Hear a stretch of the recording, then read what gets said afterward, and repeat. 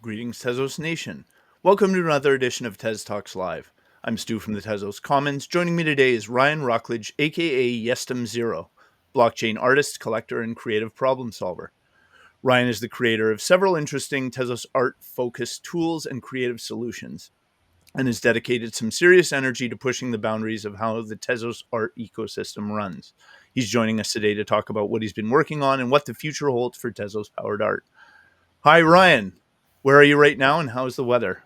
I am in Anchorage, Alaska. It's nice and Ooh, cold, but nice and sunny. perfect. To get the ball rolling, can you tell us a bit about your personal background and your journey into the exciting world of blockchain technology? Sure. I'm an architect by trade. I kind of became an architect in the fourth grade and never wavered since. Grew up in That's early. Michigan. Yeah, it was a school project, and I fell in love, and that was it. Went to architecture school in Detroit. Lived there for several years. Then moved up to Anchorage for a 2 year stint, and have been here for 20 years since. My first foray into Web3 was um, introduction into Tezos. Ultimately, it was kind of my beginning, and I didn't know not much about it. I bought some Tezos, and it sat there for a while, and then I entered up into other aspects of it, BNB and ETH, and I started buying artwork that way, and then discovered, kind of late to the game, the robust art community in Tezos, and started collecting in Tezos and introducing myself to artists that way. Okay, and what was it about the sort of intersection of blockchain technology and digital art that originally attracted you to this space? Uh, Blockchain in general, to me, it's a future of so many different things. Um, how it relates to artwork is, I think, still highly undefined. But what really kind of pulled me in was the aspect that artists have more control over their own work, over their own marketing, over their own distribution, which is difficult. I mean, it's still difficult in Web3 just to have an audience, but you still have more control than you do elsewhere. Okay, and as I understand it, you entered this world as a blockchain agnostic artist. Can you talk a bit about what that was like and what led you to the Tezos art ecosystem? Sure. I actually started my first artwork minted is on BNB, and that was because I was part of a community um, that was centered on Binance, and um, I kind of minted stuff just because people asked me to mint because they wanted to buy some of the work that I was just making and sharing for free, and it's kind of a weird situation where people say, "Here, please take my money. I want to buy your work," right? Which is pretty unique for Web3 as opposed to everything else. Um, and BNB is not very well adopted, particularly for art. Ethereum's clearly and Bitcoin now is kind of the biggest ones for value, I guess. Um, Eventually, it dawned on me that collectors mostly don't care. Um, True collectors, right? Collectors that really are interested in art, they're interested in the art. And if it's on BNB, if it's on Ethereum, if it's on Base, if it's on Tezos, Solana, they ultimately typically don't care. There are some that are pretty specific, but they want to buy your art.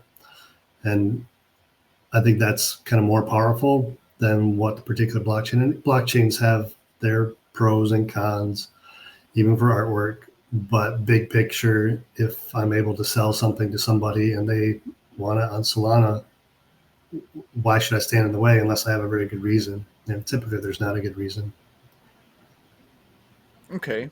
So, having said that, what was it about Tezos and its art ecosystem and community that sort of piqued your interest and made you decide to establish a presence here? Yeah, for Tezos, it's just that there's so much great art, and it was cheap. It's too cheap. It's still too cheap, right? People sell their stuff cheap, cheap sometimes, which I think is okay because they're kind of experimenting, and it's easy to experiment. And if you mint something on ETH and it's people aren't going to buy it because gas is too expensive, it's harder to experiment and sell things, right? On Tezos, people experiment all the time. They mint all kinds of work. I mean, you see sometimes a thousand, uh, a thousand piece collection or a thousand copies, right, of editions of it, which is not very common, but on Tezos it's common, or 10,000, right? Depends what it is. People just mint for fun, mint for experimentation, mint for art. And there's just so much good artwork, artists. Uh, Mostly goes under the radar, but I got into a community called Family Room where we just a bunch of people. Some are art centered, some are not. We got into this sort of daily habit of people finding artwork and sharing it, and it was just so easy to go into Tezos, browse, pick something random, and find something awesome, and you can share it with these people. And like, hey man, just check this out. And it's really easy to engage these artists once you find them. Very friendly, very approachable. Again, they're for the most part they're artists. Some people are there to try and make money, but they're mostly there just to make art, and sell their art if they can, do fun stuff, experiment, and that's really what kind of resonates with me. I'm not looking for it'd be great to sell tens of thousands of dollars of artwork, right? But that's not really my goal. Okay. And is that the key differentiator about how the sort of art community and ecosystem operates on Tezos as opposed to some of the other ecosystems that you've interacted with, or are there other aspects that make it That's the appealing? biggest one, yeah. I'm sure other blockchain ecosystems have nice communities. They all seem smaller, more tight knit, sort of harder to enter. With Tezos, it's just there's so many people and so friendly people and approachable. And um, it, to me, from what I've seen or what I've encountered, it's the most art centric community. I mean, it's there for art, not necessarily for anything else. I realize that Tezos big picture has tried, the Tezos Foundation has tried um, engaging, big corporations, and they try to do other things for their ecosystem. But you ask most people what Tezos is, and their response is artwork. That's kind of the driving factor of Tezos in general. Okay. And having sort of been immersed in this community, can you expand a little bit on when you say that it's a friendly community, and the other ways that you describe what it's like to make art here and interact with the people operating in this space? Um, can you expand a little bit on what that experience has been like, and what when like for instance when you say it's a friendly community, what does that mean in terms of being a person who wants to bring their art here and wants to share it with people and wants to talk about it and wants to sell it and market it? Sure. How exactly is that experience here? So to sell your art, you got to have a location, right? And Tezos, the biggest location is object. There's um, there's ethics hash, right? There's other avenues, but for most people, it's object. Um, and the object community or the team itself, incredibly approachable, right? Uh, you have problems, you have questions, you talk to them, and they immediately talk back. Try doing that with Magic Eden or OpenSea or anything, and it's just not going to happen. You get no feedback. Your kind of responses go into a void, or go to someone that passes it on to nothing. So at its base, just the primary marketplace is incredibly approachable, incredibly friendly and helpful. Outside of that, you find an artist, you can contact that artist, and invariably they respond back. Again, the top artists might not, right? The top artists in Tezos, but for the most part, almost anyone will, as opposed to say Ethereum, where you try and contact a specific artist and they're just so used to being inundated with requests and even scams, and they tend to not respond, or it's hard to get their attention, right? Even if you're being honest and open, it's why should they trust you as much? As opposed to Tezos, people seem much more open and trusting and friendly. Okay. So there's several things I'm hoping to speak with you about today. Yep. But you like recently came across our radar here at TezTalks Live, because of a thread you wrote detailing the process behind the creation of your zero contract. So why don't we start out with that? First off, what is a zero contract and what is its role in minting art on Tezos? So zero contract is it's a custom NFT contract, and there's two now, version one or two, but with the goal of simplifying minting fully on-chain artwork. There's been on-chain artwork on Tezos for years, here and there, small things, some big projects, but sort of self-contained ecosystem projects, or FX Hash, which is its own sort of method. The zero contracts aim, again, sort of give control back to the artists. It's a custom contract. It's freely available for use. People can launch their own collection, mint their own artwork on it without having to use object, without having to use a platform. It is centered around dev tools, which makes it a little less approachable. But since then, people have kind of stepped forward and made some more tools to make it simpler. But big picture, it's to give artists another tool, right? These tools kind of, even in other blockchains, some of them are designed around minting on chain, some are not. But it's options, right? Artists tend to not care about the next platform or the next blockchain. What they really care about are tools, things they can use to implement for their art and push it forward. And that's what a zero contract is for. Okay. I mean, I would assume that most people who are minting in a blockchain ecosystem would probably assume that what they are minting is being minted on chain. Are you saying that's not necessarily the case? That's a good question. I'm not sure what most people assume. Definitely, there's a wide variety of what people understand, even what blockchain is in general. Right? People kind of tend to forget blockchain's just a ledger. It's not file storage for the most part, right? It says, Jestem Zero created this piece of artwork. Now he owns it. Now he sold it to somebody else, and right, it's really just a digital ledger. With artwork, blockchain really was not meant to store the art because it's so expensive and storage heavy. You're talking about a ledger that's storing text, not storing image files. So I think most artists now realize they're not storing on the blockchain in general. It's on-chain in the fact that it's part of the ledger, but the file is not stored on the ledger. It's stored elsewhere, like IPFS or ARWeave. But there are a lot of artists out there that are interested in this idea of storing it on-chain, because it's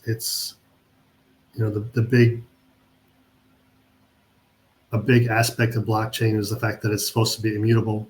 When something happens, it happens, and it's stuck, and it's there, and you can see it, record it, and you can't go back and change it. With IPFS or ARWeave and these off-chain storage, people can change the metadata. They can actually change the images, which is fun too, right? There's different ways to use that as an art project. But on the other hand, there's good reasons for having some artwork minted and that's it, and it's stuck, and I can never change it. I can't change what it says, what it is, how it looks. It also creates a sort of limitation, and limitations, these hurdles, they breed creativity, and you limit yourself in various ways, not just in artwork. Architecture is the same way, and engineering is the same way. You have limitations you have to deal with, and that's the kind of the human brain works around them to figure out creative solutions. And having this idea that you're stuck, what you meant is immutable, makes you careful, right? More diligent, more intentional. So it's sort of a different approach to what you're doing with your artwork before you mint it.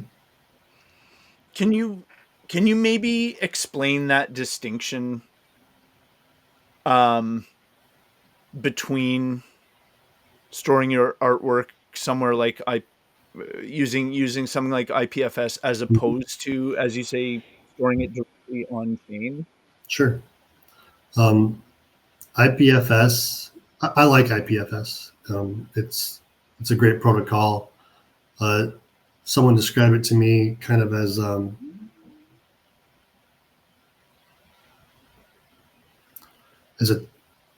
people that are familiar with torrents. It's kind of like a torrent protocol, right? Once you set it, there's this pointer that points to the artwork.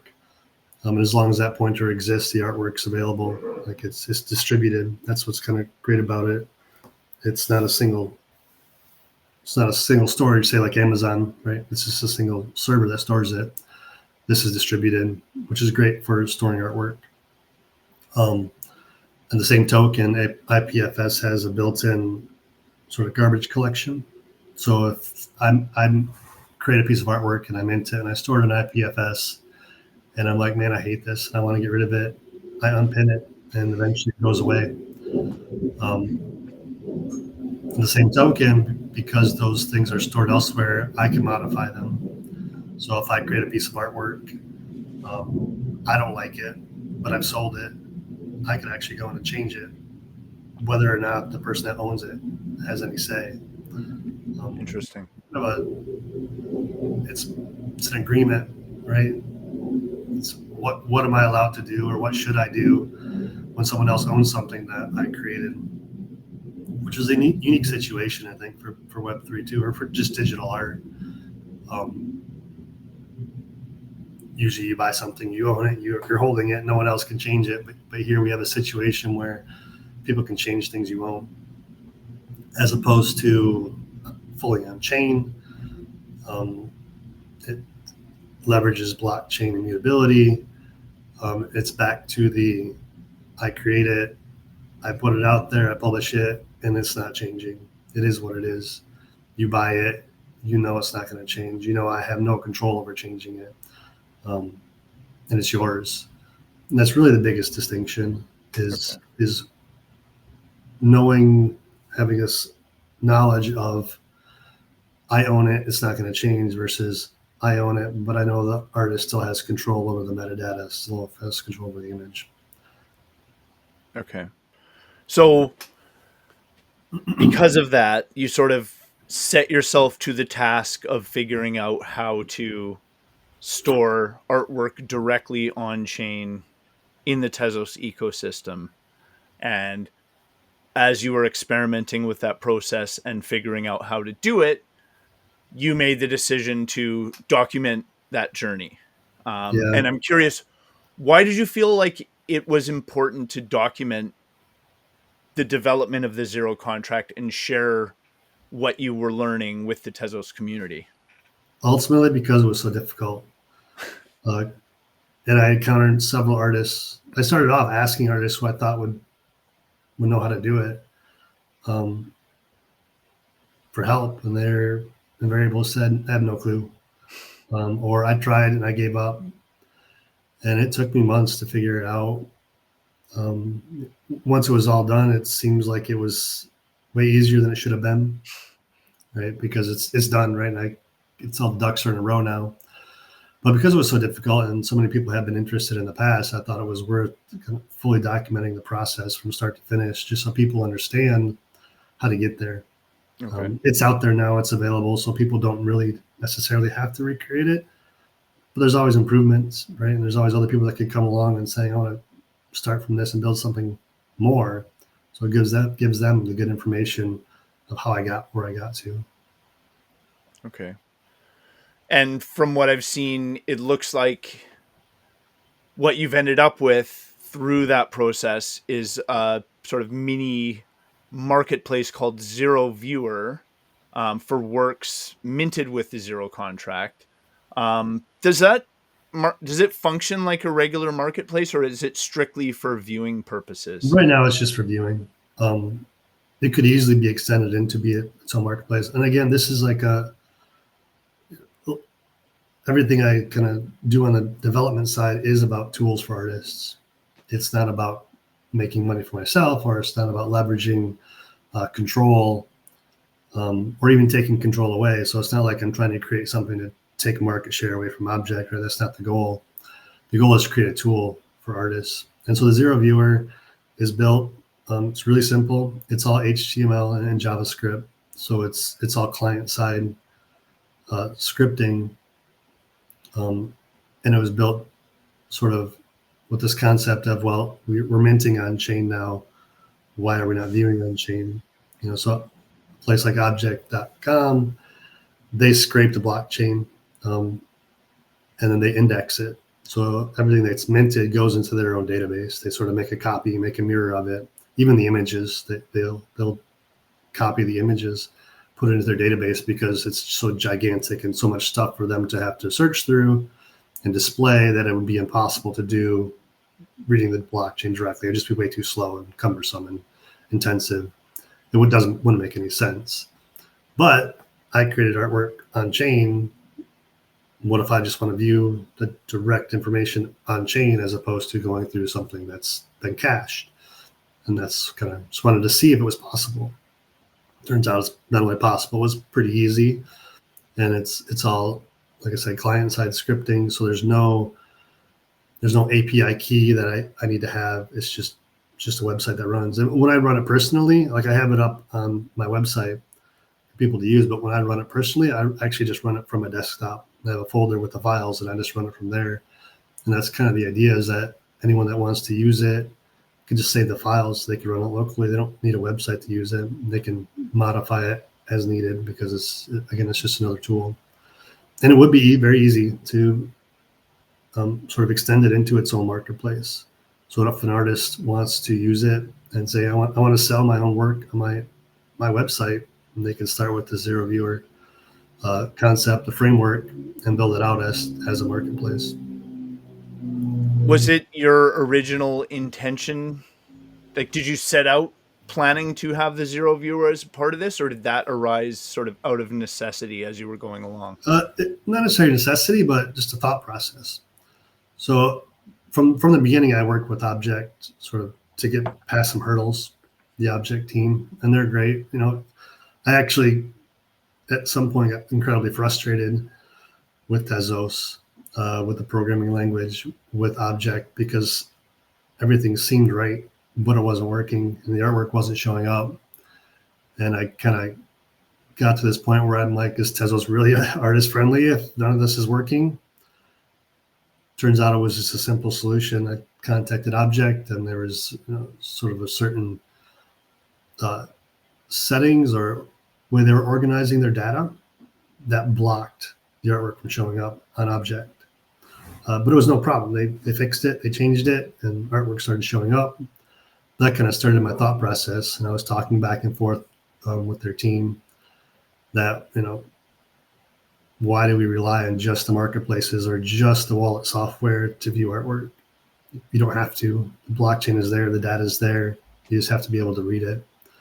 And that's where kind of the Zero Viewer came from, just sort of a thought process of how to extend this idea of control, of artists having their own control or collectors having their own control, not having to rely on the third parties to sort of display the artwork, to view it. Because if I buy a piece of artwork, it's hanging on my wall, I don't need anyone else to view it for me.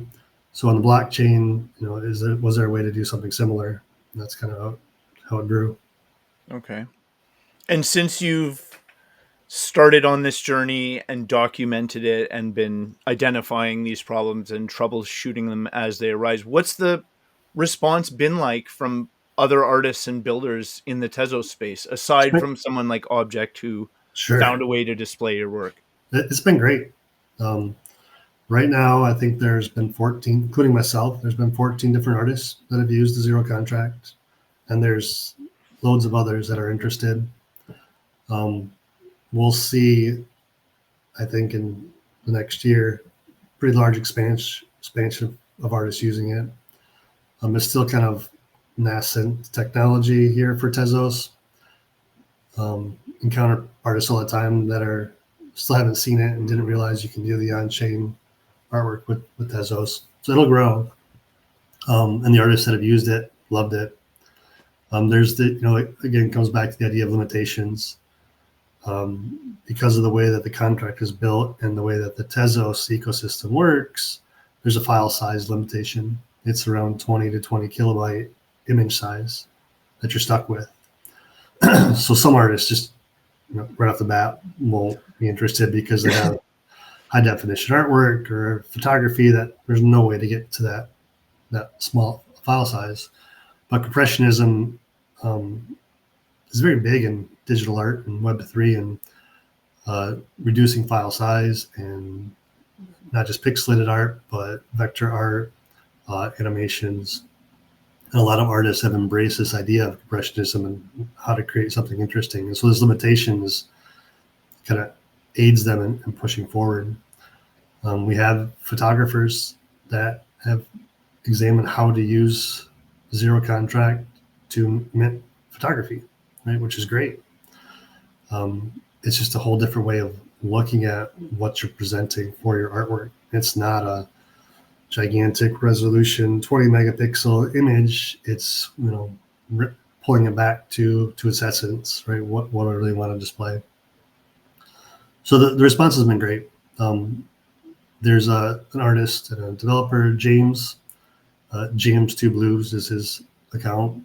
He developed a platform on his own. Before even talking to me, he thought the zero contract was amazing, but it was cumbersome to deploy the contract, cumbersome to mint, because like I said, we had to use dev tools. And so he developed a website on his own, free of charge, offering it for everyone, that you just go to a website now, input your data just like you would an object to launch a collection and to mint. And it's super easy. There's another artist that saw my zero viewer and thought, hey, I can do something similar too. I have another idea as well. And he's developing another way to view Onchain artwork. So it's growing not just use of artists to mint, but also for other people that think, hey, there's more tools we can make based on the zero contract. Very cool. And where can those curious about zero contracts and the zero viewer go to learn more? There's no one single place, unfortunately, and we probably should fix that. Most people contact me or James ultimately now on Twitter by DMs or just responding to the original thread. What's your handle? Jestem Zero. Okay. JESTEMZERO. Okay. And I've got my Discord server on my bio, so that's a good place to come meet me. But most conversations happen out in the open on Twitter or X, whatever, or Warpcast as well, but mostly on X. Fair enough. James has launched a contest. So I think it runs for about a month now. And it's just for people that are using the zero contracts to do fully on-chain art. And there's cash prizes at the end of the month. You'll do a curation process, which is fun, right? When I started this was all just for me. I didn't expect it to necessarily grow. Thought maybe a couple people would be interested, but to see it grow and to such an extent that people are building, contests on it, it's been pretty fun. Very cool. In addition to the zero contracts and zero viewer, you've also been hard at work exploring something called parent and child structure for Tezos NFT smart contracts. Can you give us a brief explanation of how that structure works and the problem it solves? Sure. In general, it's basically like, my overall concept was like how file system works on your computer. You have a folder, and you have subfolders, you have subfolders. It's just a way to organize your data. In reality, on your hard drive, stuff is scattered all over the place. You don't see it that way. You see it the way that it's organized. Blockchain is no different. I mean, you start a collection, you mint pieces along. Really, on the blockchain, they're scattered all over the place. But a platform like Object organizes them into a collection, puts them in order. So it's along those same lines, except we have these kind of sub-collections and sub-collections now. And this is already implemented in both of my contracts. Object doesn't support it. No one else really supports it besides right now my zero viewer. but the data is there so you can use it, and hopefully they kind of see the vision and adopt in the future. It first kind of started with uh, art project, an artist called Pixelaire. He had asked me to join on-chain chess game. So they wanted to do this process where we play a chess game. It's a digital chess game, and we mint every single move. And at the end, they created an animation, and it's really cool. When they first came to me, I'm like, why don't we just make a web app and make this real and automatically mint each move? It was a lot more than I expected, so we couldn't make that happen. I still think it's worth doing, but we kind of had to do it the old school way, just using Photoshop file. But that got me thinking, you have this, if someone were to create a game, say an on-chain chess game, that's your main collection, on-chain chess. And then you have these sub-collections of, 7 different artists have created different pieces you can use. How do you organize those? Right now, they would be their own collection and object, not connected in any way outside of maybe the name, or because they're different artists. And then you have the games you play, and you mint every single board of the game, say as a collection. Game 1, Jestem Zero versus Pixelaire. That's what we called it. But again, that would be its own collection and object, not connected to anything else. So how does someone who wants to build out a game with their assets, invite other artists to take part in creating assets, and build it so it all makes sense? And so the parent-child relationship kind of makes sense, where you have a parent collection and you have a child collection. So we have on-chain chess, and one of the child collections is the chess pieces. So you go to the on-chain chess collection, you can see, there's a child collection, chess pieces. I can click on that and see what's underneath there. And underneath that, there's more children. That is, each artist has their own little collection of pieces they made. Same thing with the games. So on-chain chess, there's a child collection for pieces. There's a child collection for the games. Under that, there's more children. That's game 1, game 2, game 77. So it's all these collections that are connected to the parent and the grandparent ultimately, just by links, right?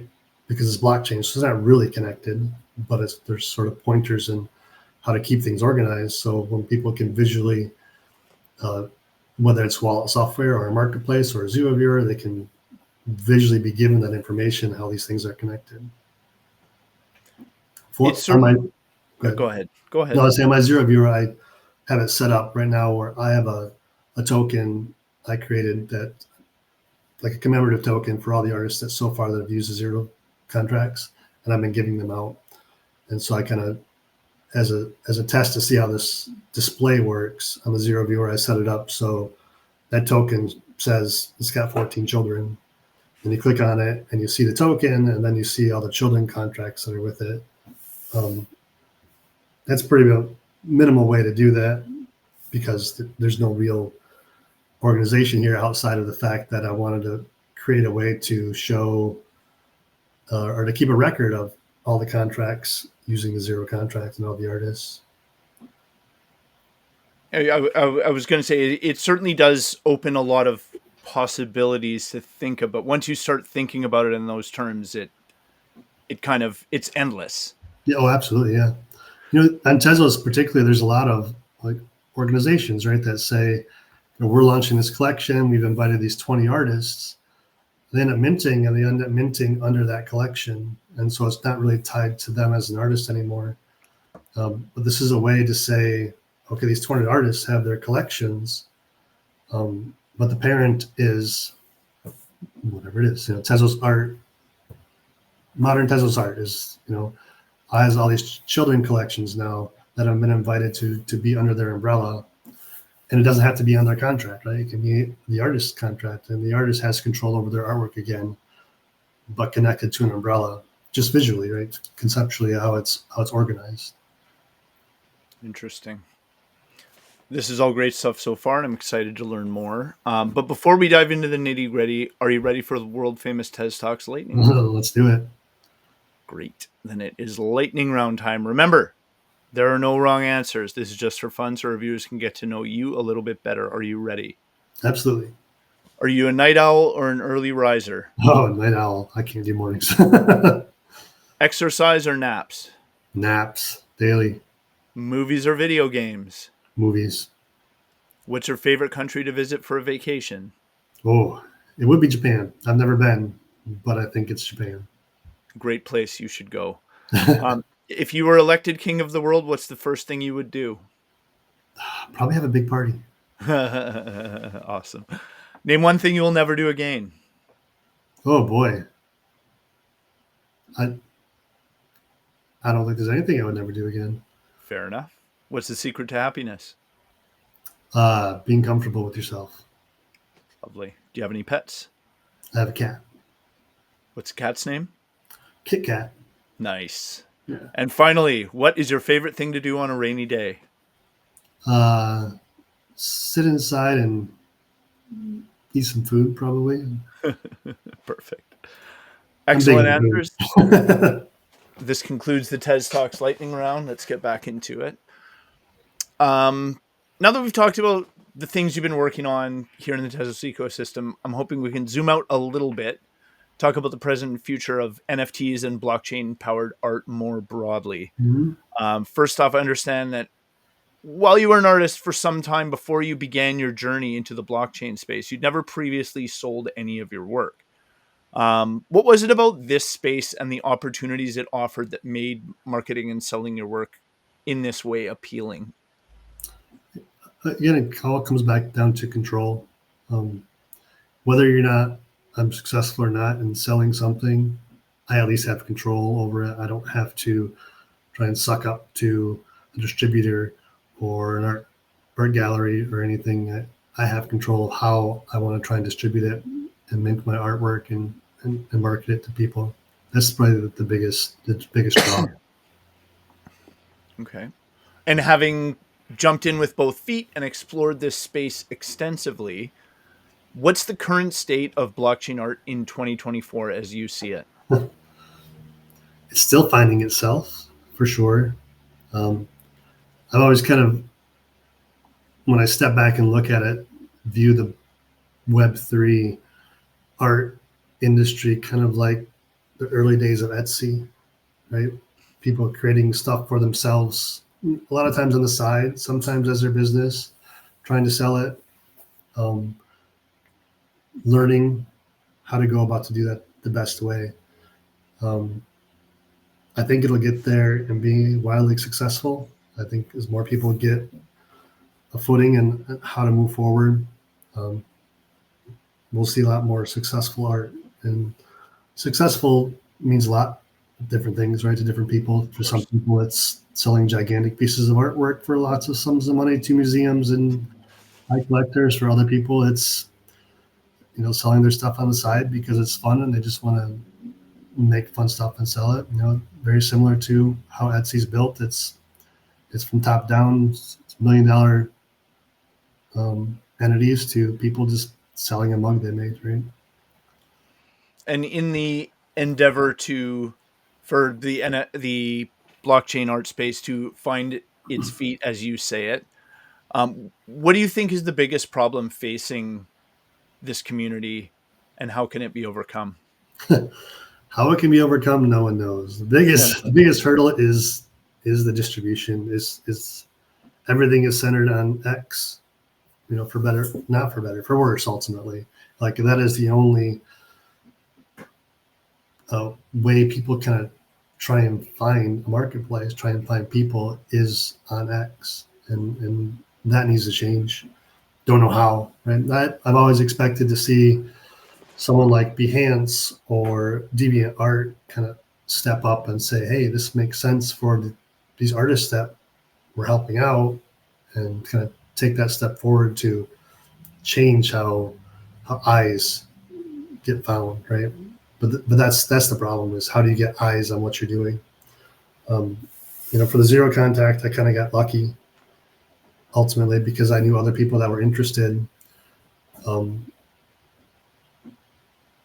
for artists that kind of end up selling their work, that's luck tends to play a big part of it. you get the right person to view it, to redistribute it. And if you don't get that, you see frustrated artists all the time. And, people consider them complainers or whiners, but it's hard. I mean, it's hard if people are not viewing your art. It's not like you're going down to the Saturday market, the farmer's market, where people can see it. Here, the Saturday market is behind a curtain. If people aren't seeing you, they're not seeing you. And the fact that it's all centered around X makes it really difficult. Okay. And you mentioned there that you feel like this is going to create success, however that is measured, for artists who are moving into the space. What does that look like? Like, what does the future of art in the blockchain space look like in your view? Like, where's this headed? To me, it becomes more distributed. Like I said, so right now things are centered around, say, the X, and centered around the Bitcoin or Ethereum or Tezos, right? They're sort of self-contained ecosystems. In the future, it's not going to be self-contained. It's going to be on any social network. It's going to be on Facebook. It's going to be on Instagram.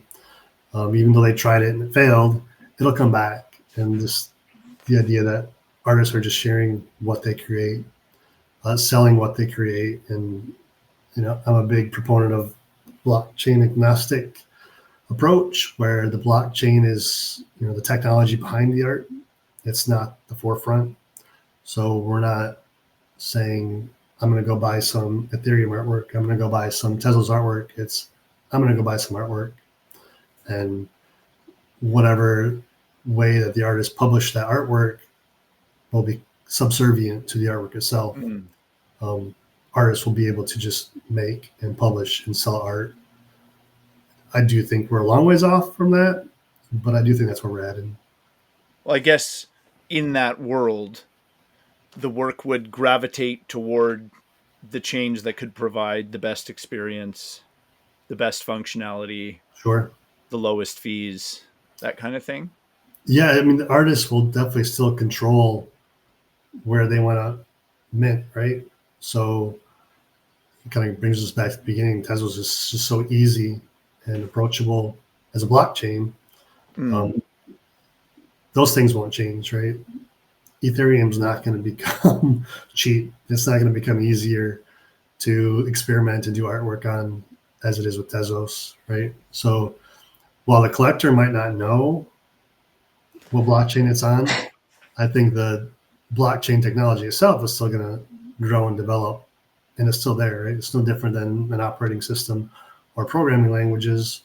The easier ones, the most approachable ones, the most robust ones end up rising to the top. Yeah, and I guess in the eyes of the artist, you're making a decision about where you want to mint and post your work, because it's the place that works best for you. But in the eyes of the art consumer, it's irrelevant. Right. Not necessarily irrelevant, but definitely subservient, right? They might still be interested, but not as high a priority. Okay. I have a whole bunch more questions for you that we're not going to be able to get to, but as kind of a final thing, can you talk a bit about your works and collections here in the Tezos ecosystem? Like, what are you currently working on? So I'm doing a sort of long form collection. It's called The Steel Demons. It's 6,666 pieces of artwork. I created an aesthetic that I wanted it to look like, and then leveraged AI tools to sort of build out a gigantic collection. And with that, I then started engaging individuals, communities, finding collectors that are going to see the vision.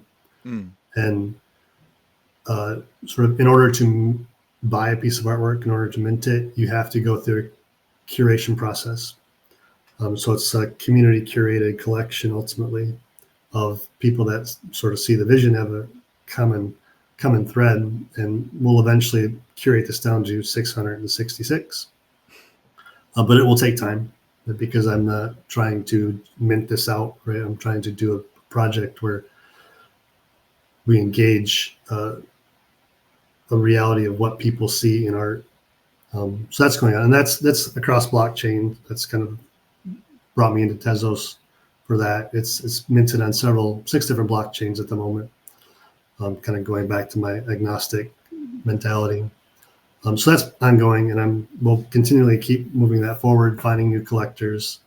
And to me, it's finding collectors that are interested and understand it, not just finding collectors to sell to. And if they're interested in flipping it, I don't care either way, but as long as they understand what's going on.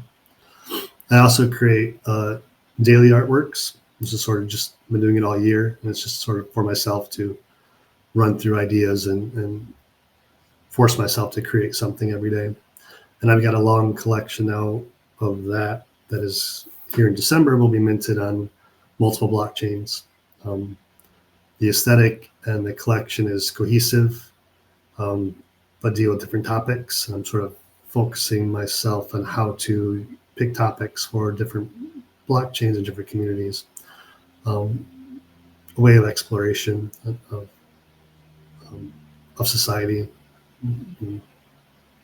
So that's what I've got going on. Where's the best place for people to check out your work if they're curious? To my X profile is the best place to start, and my Discord server. I don't publish a lot to try and market myself. I'm more creating art and finding people that are interested. So it's a slow build ultimately. So it's more personal. Like if you're interested, you end up finding it, contacting me, and kind of move forward. On Discord, that's Jestem Zero as well. No, it's not a very good. Oh, that's my name, yeah. But I have a Discord server that's in my X profile, so you guys can just join my server. Yeah. Okay. And on the development side, what's next for Jestem Zero? Do you have any other upcoming projects or announcements in the works? I'm working on custom contracts for other blockchains to do with my Distill Demons. So that's always ongoing. Trying to be as broad as I can for that. For the Zero viewer, we're still moving forward with different ideas. There's just so much interest from other artists. Like I thought I would to make this and walk away and go on to the next thing, but out of all of the blockchains so far, this is the one that has created all this interest, and people keep coming back to me with questions and thoughts and ideas. So nothing to announce per se, but it's continually moving forward. All right. Pretty fair enough. As I said, I have lots of questions that we weren't able to get to, but unfortunately we're coming to the end here. To all our viewers, thanks for watching. If you'd like to get in touch with us, our social media contacts can be found at tezoscommons.org/TezTalks. We'd love to hear from you. Ryan, thanks so much for joining us today. It's always awesome to speak to the folks pushing the boundaries of what the lively world of Tezos-powered art has to offer. Is there anything else you'd like to mention or get to before we sign off here? I'm good. I really appreciate this opportunity. It's been fun. It has. Thanks for joining us. Thank you. To everyone out there in Tezos land, thanks for joining us on TezTalks Live. I'm Stu from the Tezos Commons, and our awesome guest has been Ryan Wrocklage, aka Jestem Zero. Now let's go build the future of blockchain-powered art.